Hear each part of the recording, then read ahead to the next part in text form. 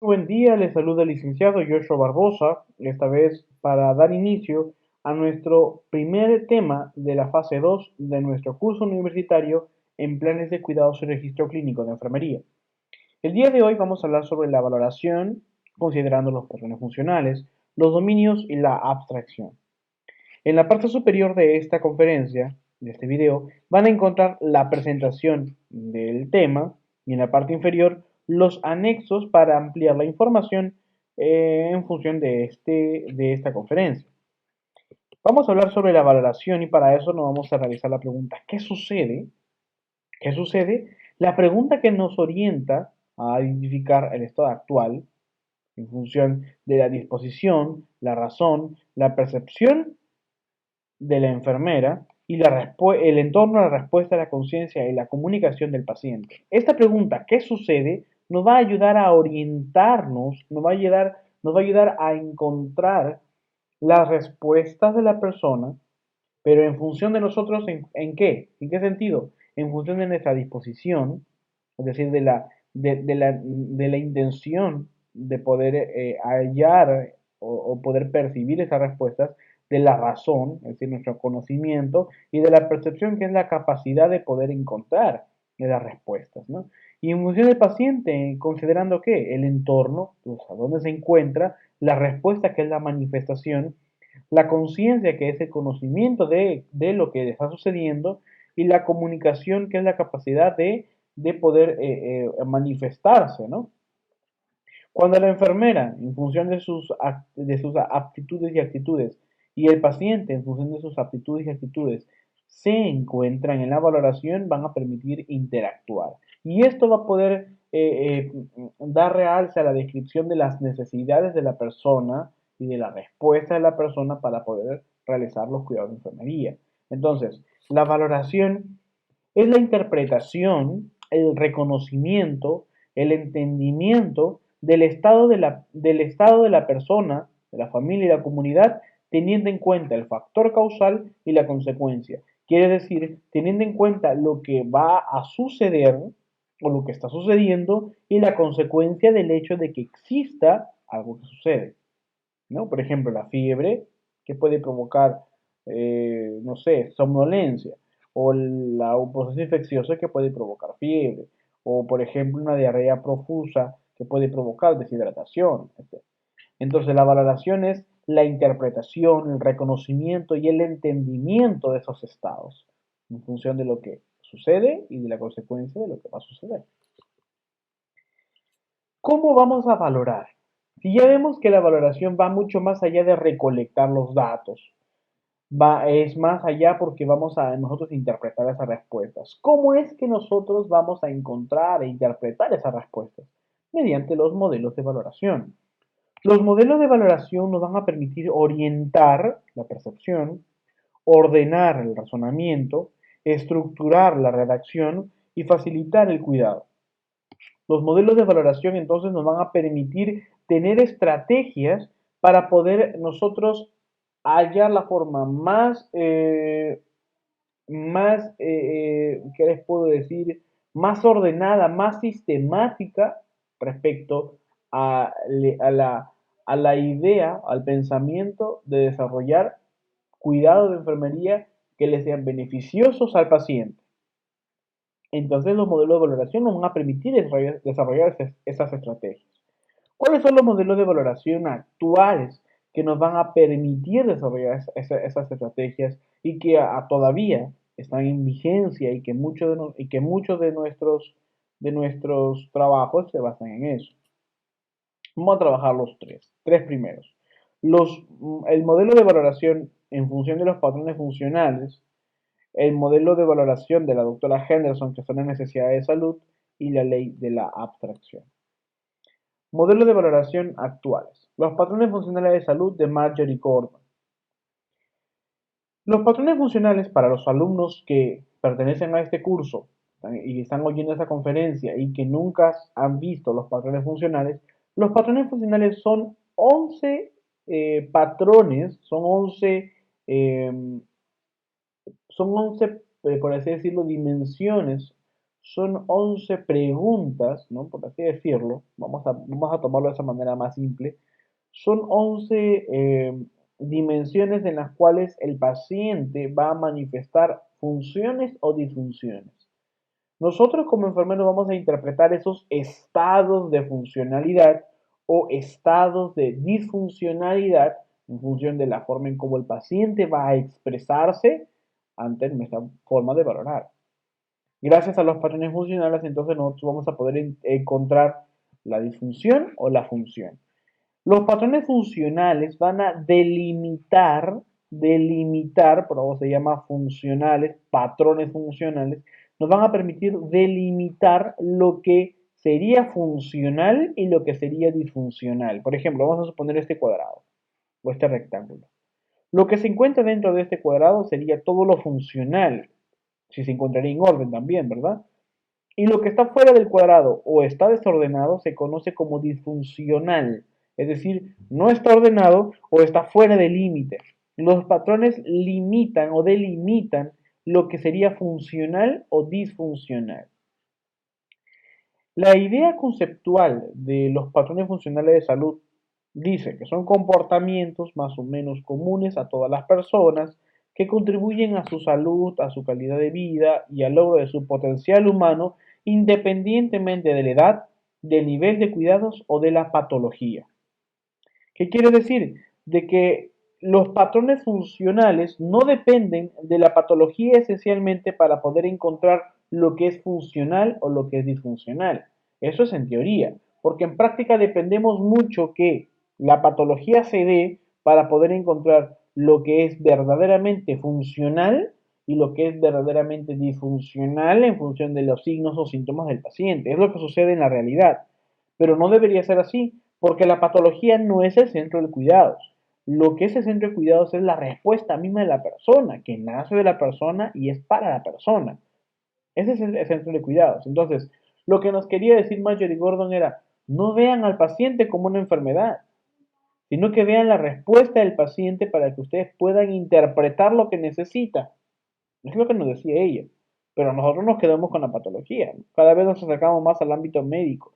Salimos de un ámbito biomédico para entrar nuevamente, esta vez al ámbito biomédico. Entonces, no. Nuestra intención del cuidado es poder encontrar claro, la disfunción, pero en función de su respuesta, no de la patología. Bien, y respecto a los patrones funcionales, vamos a hablar sobre la idea epistémica. La idea epistémica nos dice que la valoración en función de la disfunción existe, sí, solo si los patrones funcionales son restados de los patrones disfuncionales.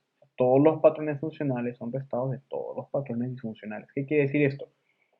De que nosotros vamos a encontrar en función de la disfunción, significa en función de salir del límite del patrón, vamos a encontrar esas alteraciones siempre y cuando los patrones que no están alterados, es decir, en su totalidad, todos los 11 patrones tienen que ser restados de los patrones que sí están alterados.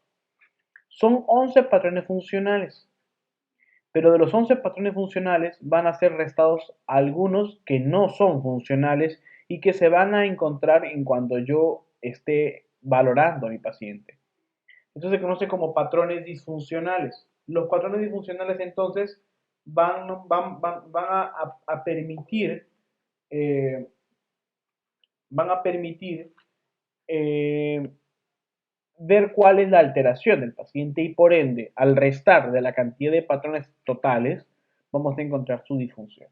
¿No? Porque vamos a darnos cuenta cuáles son funcionales y cuáles ya sí definitivamente son disfuncionales. ¿No? Entonces esa es la idea epistémica de los patrones funcionales. Esa idea es la idea basada en la lógica, ¿no? En la teoría lógica. Falacia. ¿Qué es una falacia? Es la negación al absurdo. La falacia es cuando me doy cuenta de lo que está sucediendo como absurdo, como incoherente. Pues voy a formularlo como falacia en cuanto sepa o yo conozca que simplemente no debería de existir esta idea, esta premisa, ¿no? Es decir, es una premisa falsa. Y al darme cuenta que es falsa, me di cuenta que es una falacia, que no debería suceder. ¿Qué no debería suceder en función de los patrones? Dice que la sumatoria de los patrones disfuncionales en función de la patología es común en todas las personas, que es una falacia. La sumatoria de patrones disfuncionales en función de la patología no es común en todas las personas, no debería ser común en todas las personas. ¿Por qué? Porque cada persona pues tiene diferente manifestación de los patrones disfuncionales y por ende no va a ser siempre igual una disfunción en un paciente con una enfermedad similar a la de otro paciente. Puede ver que haya más patrones disfuncionales y en otra pues puede ver que sea menos patrones disfuncionales. La manifestación de la disfunción de un patrón es la misma en un paciente con la misma enfermedad en diferentes momentos. Es una falacia. Porque en diferentes momentos, en un mismo paciente con la misma enfermedad, la manifestación de esa disfunción siempre será diferente. Porque dependerá de la evolución o de si se empeora o no la enfermedad. Entonces, es una falacia. Cuando no existen patrones disfuncionales, no es necesario trabajar junto al paciente. Ojo, cuando no existen patrones disfuncionales, no es necesario trabajar junto al paciente. Es una falacia. ¿Por qué? Porque independientemente de la existencia o no de patrones disfuncionales, es decir, alterados, siempre se va a trabajar junto al paciente. Bien, ahora vamos a ver otra forma de realizar la valoración, conocida también como modelo de las necesidades básicas de salud de la doctora Virginia Henderson. La doctora Virginia Henderson nos describió 14 necesidades utilizando las escalas de necesidades básicas de Abraham Maslow, pero ella nos dio una idea diferente. Son 14 necesidades básicas intentando contemplar la totalidad de las necesidades de la persona para poder subsistir y poder tener un estado de equilibrio. Entonces, vamos a ver lo que nos dice. La idea conceptual es de que la necesidad es el requerimiento para mantener la armonía y la integridad de las personas, es decir, la persona, familia y comunidad, logrado a través de la suplencia, ¿no? Es decir, la actividad que hace la enfermera por otra persona y la ayuda, que es la atención de la enfermera al paciente para lograr su independencia. ¿La independencia de quién? Del paciente, ¿no? Entonces, la necesidad como requerimiento es la respuesta de la persona ante una situación que amerita recuperación. Y la suplencia es la actividad que la enfermera realiza para suplir, para reemplazar lo que el paciente no puede realizar por sí solo. Por ende, el objetivo principal del recuperamiento de una necesidad, de la recuperación de una necesidad, es lograr la independencia del paciente para que él mismo realice sus actividades, ¿no? Por eso el modelo de la doctora Henderson se llama modelo de la suplencia y ayuda, ¿no? La idea epistémica de la necesidad de salud o las necesidades básicas de salud, recuerden de que en su página se va a encontrar las definiciones tanto de los patrones funcionales como de la necesidad de salud, ¿ok? Lo que quiero es que ustedes se enfoquen ahorita a analizar el contenido de esta conferencia. La idea epistémica de la necesidad de salud dice, la necesidad en función del déficit existe, sí y solo si el estado actual es más impactante que el estado anterior de salud. Lógico, el estado actual es lo que yo voy a ver ahorita. No me importa el estado anterior, porque independientemente si estuvo peor o no, yo tengo que mejorar el estado actual, porque estoy encontrando un déficit. El déficit entonces va a depender de la necesidad actual, no de la necesidad anterior, porque cambia el estado. Esto es lo que nos quería explicar Henderson. No nos quería decir que hay que llegar al estado anterior. No, no se puede llegar a un estado anterior. Ya se supera el estado. Se continúa. Entonces, es imposible llegar al estado anterior. Esa es la idea epistémica de este modelo de las necesidades básicas de salud de la doctora Henderson. Ahora, ¿cuál es la falacia? Dice, toda alteración implica necesidad. Por lo tanto, el equilibrio no implica necesidad. Observen ese silogismo.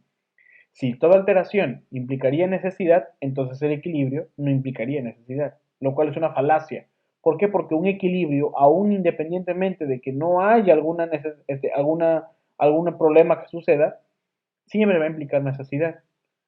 ¿bien? Y no toda alteración va a implicar necesidad tampoco. O sea, la persona puede ser que esté enferma, pero no necesite en la misma medida de lo que necesitaría una persona con el mismo estado, pero enferma.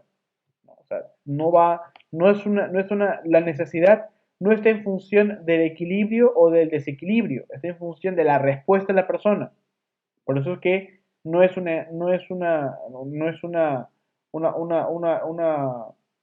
forma de valoración cuantitativa, ¿no? La necesidad. O sea, no puedo decir la persona necesita 20 y esa persona necesita 3 porque, bueno, la persona puede resistir. No, no, no, no. No depende de la alteración, depende de la respuesta de la persona.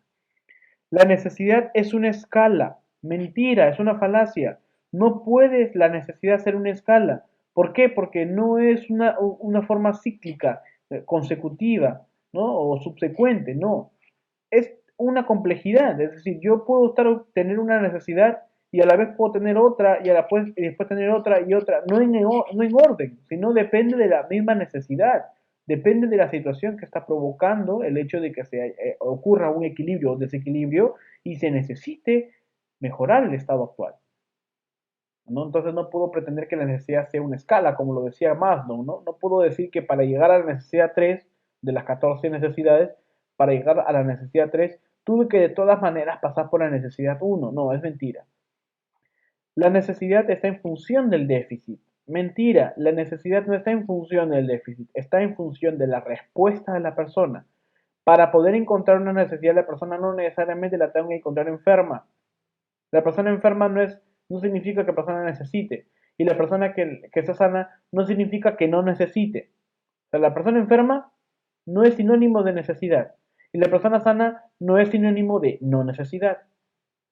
¿Por qué? Porque la persona sana o enferma van a necesitar o van a no necesitar algo. Entonces, no puedo decir que la necesidad está en función del déficit, ¿no? La ley de la abstracción. La ley de la abstracción es el tercer modelo presentado en esta conferencia. Es un modelo propuesto por quienes hablan. Y bueno, ustedes ya han visto en estas primeras 5 semanas cómo se realizan las valoraciones por las implicaciones lógicas y es lo que trabaja la ley de la abstracción. A diferencia de las otras dos, la ley de la abstracción no utiliza un orden o una secuencia de datos para poder encontrar los datos de valoración. No utiliza esa secuencia porque las ideas son totalmente deliberadas y dependen de las cualidades que tenga la enfermera para percibir las situaciones que sucede en el paciente. La idea conceptual de la ley de la abstracción es que todo fenómeno provoca cambios consecuentes en el sujeto, es decir, el fenómeno que es el hecho, el fenómeno que es el problema, el fenómeno que es el factor que provoca cambios en el sujeto y cambios consecuentes. ¿Por qué? Porque el sujeto tiene ahora un estado y al influir un fenómeno sobre él, pues hay una consecuencia, hay un cambio de estado en el sujeto, en el mismo sujeto.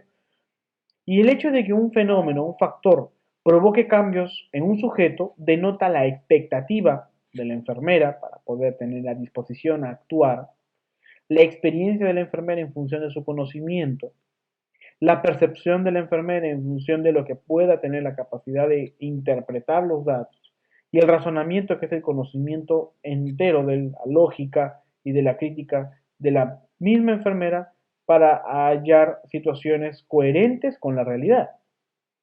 Entonces, a través de estas 4 capacidades de la enfermera, en función de la respuesta del paciente, se va a establecer en la ley de la abstracción las relaciones de causa, es decir, lo que está provocando el problema, y el efecto, que es la consecuencia del hecho de que existe una causa. Este modelo no intenta simplificar la valoración, sino que intenta poder describir relaciones o premisas de valoración más lógicas y coherentes con la realidad y además que pues definitivamente que nos permita realizar valoraciones sin tener que tener hojas ni pasar tanto tiempo valorando y al final que no sea pues efectivo, ¿no?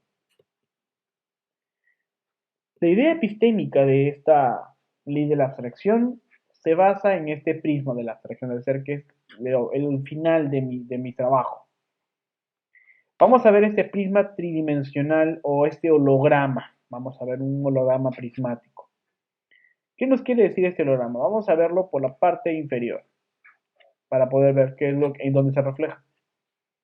El ser se compone por tres dimensiones: la dimensión física, la dimensión psicológica y la dimensión espiritual. Estas rayas que componen este triángulo de la base del prisma, o de la base del holograma prismático, nos dice que hay replicación entre cada una de las dimensiones. ¿Qué significa? Que si sucede algo en la dimensión física, sucederá también en la psicológica y sucederá también en la espiritual. Si sucede algo en la dimensión psicológica, también sucederá en la dimensión física y en la espiritual. Y si sucede algo en la dimensión espiritual, también se reflejará en la dimensión física y en la psicológica. Esto componen al ser. Ahora, vamos a ver el reflejo de estas tres dimensiones en el ser superior, que es lo que vamos a ver como nosotros como enfermeros, porque esto le pertenece al paciente. Y lo que le sucede al paciente se va a reflejar en mí como enfermero para interpretar lo que le sucede al ser, que es la dimensión física, psicológica y espiritual, pero en función de mis cualidades. Es decir, a través de la percepción yo puedo encontrar el fenómeno, y a través de la existencia del fenómeno voy a saber que va a ocurrir una consecuencia.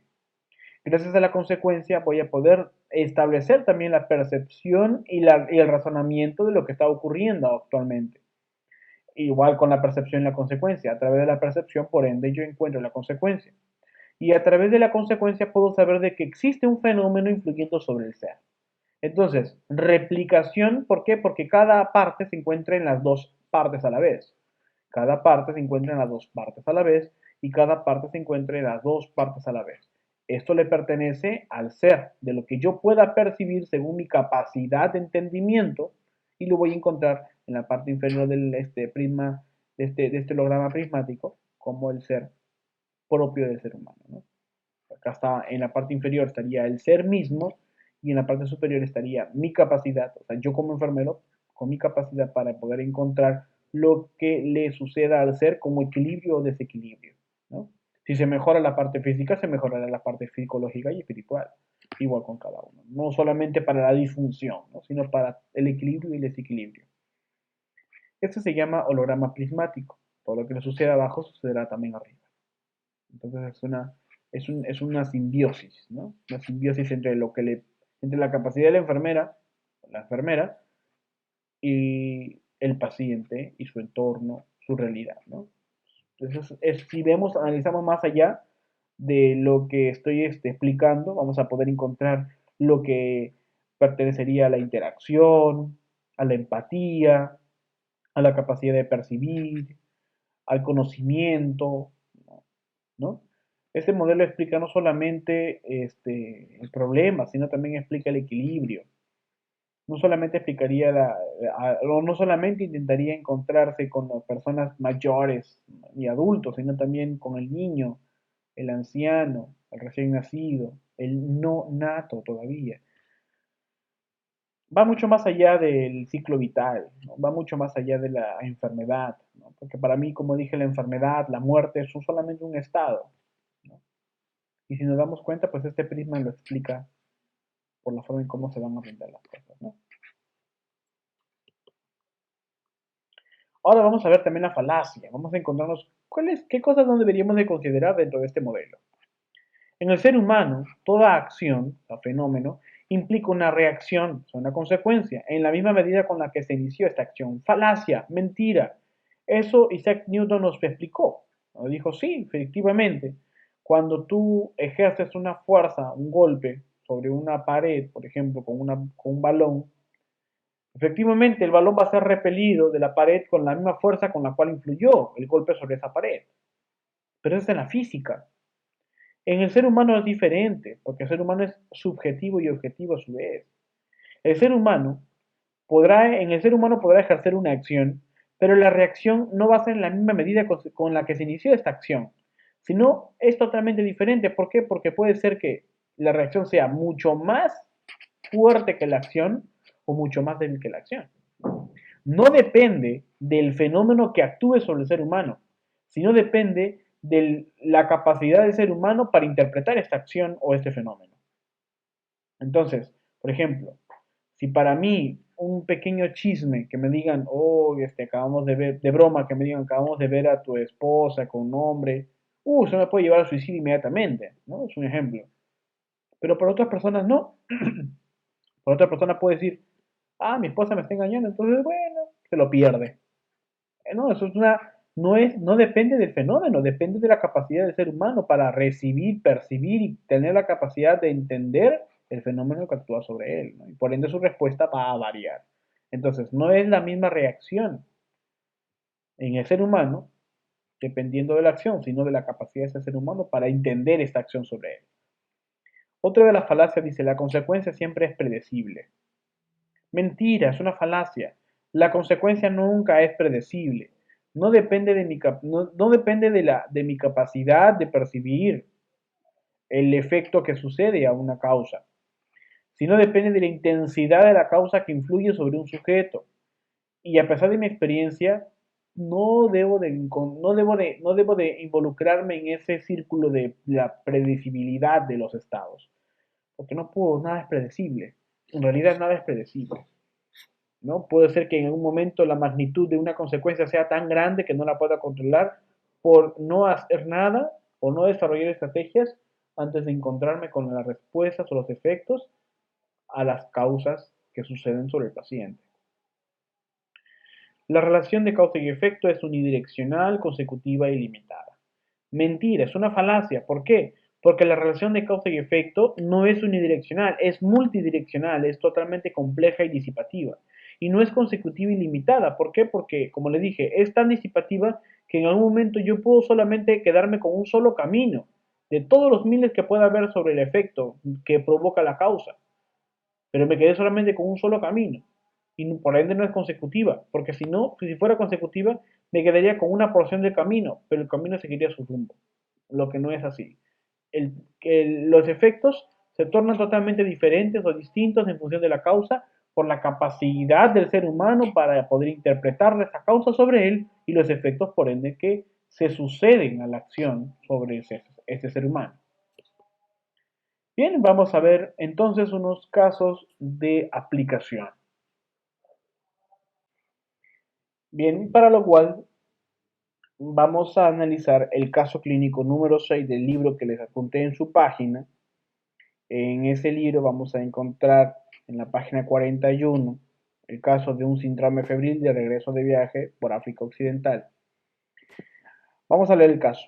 Antecedentes personales. Varón de 30 años, gaditano, de Cáliz, de España, fumador de 20 cigarrillos al día, sin criterio de bronquitis crónica y bebedor social.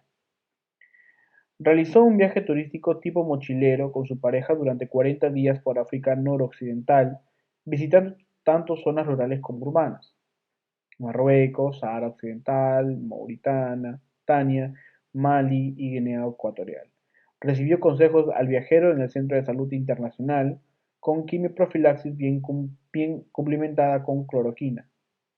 Recibió vacunación tetravalente meningocócica, fiebre amarilla y tifoidea oral. No refería conductas de riesgo específicas durante el viaje, salvo baños en agua dulce en Bamako. Enfermedad actual. A las 24 horas tras el regreso, acudió al servicio de urgencias, aquejado de fiebre elevada, con escalofríos, cuadro catarral y cefalea holocranial. Tras evaluación básica inicial sin foco aparente, es dado de alta con tratamiento con amoxicilina y ácido clavulámico. Volvió a consultar 24 horas después con persistencia de la clínica febril, cefalea holocranial, sudoración profusa, rinoconjuntivitis y tos no productiva.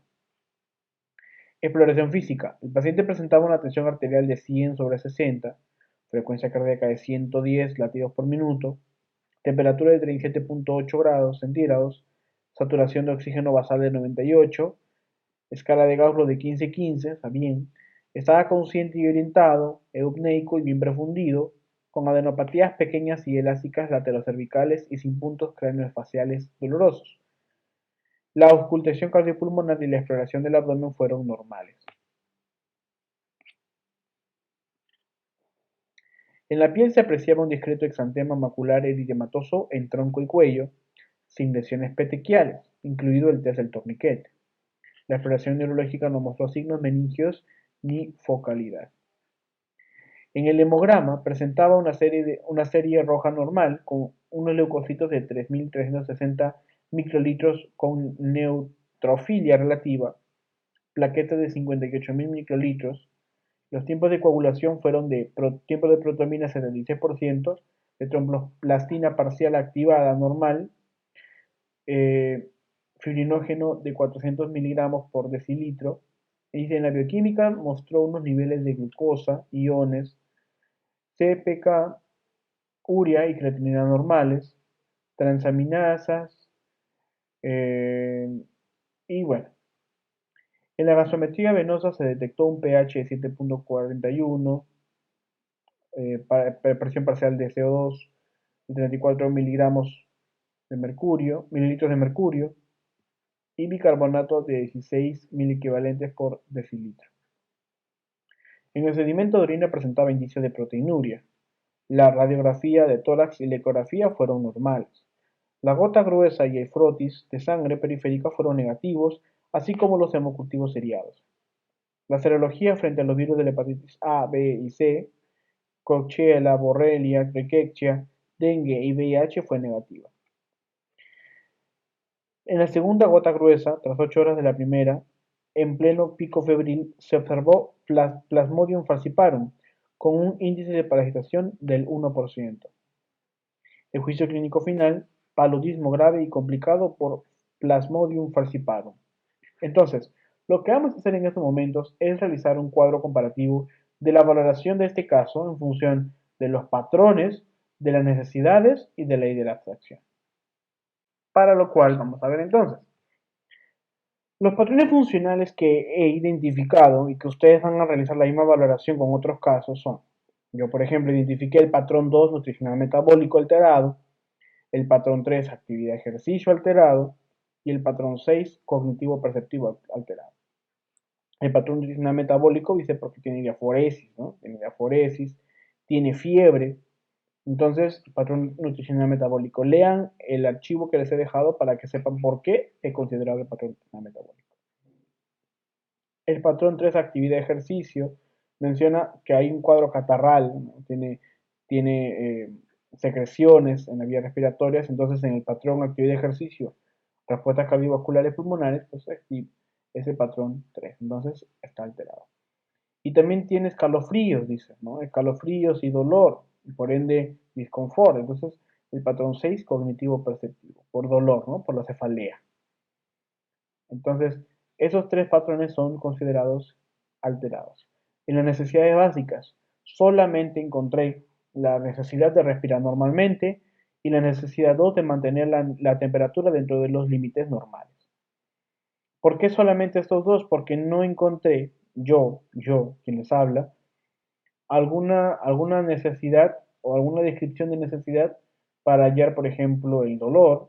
No sé, es que como les digo, yo explico esto porque yo no veo la idea de que los datos tengan que encajar a la fuerza en la necesidad que más se adecue. No debe ser así, es por eso que yo trabajé esa ley de abstracción, ¿no?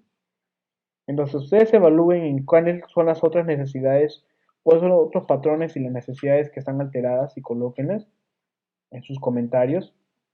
Y ahora veamos la ley de la abstracción. Ley de la abstracción. Tres datos. Proceso infeccioso que causa fiebre. Hay un proceso infeccioso que está causando fiebre. Es el proceso infeccioso por Plasmodium falciparum. Hay escalofríos que provoca incomodidad, ¿no? O sea, disconfort, ¿no? Y cefalea que causa dolor. O sea, cefalea causa dolor de cabeza. Entonces, esos tres datos se encuentran en el caso.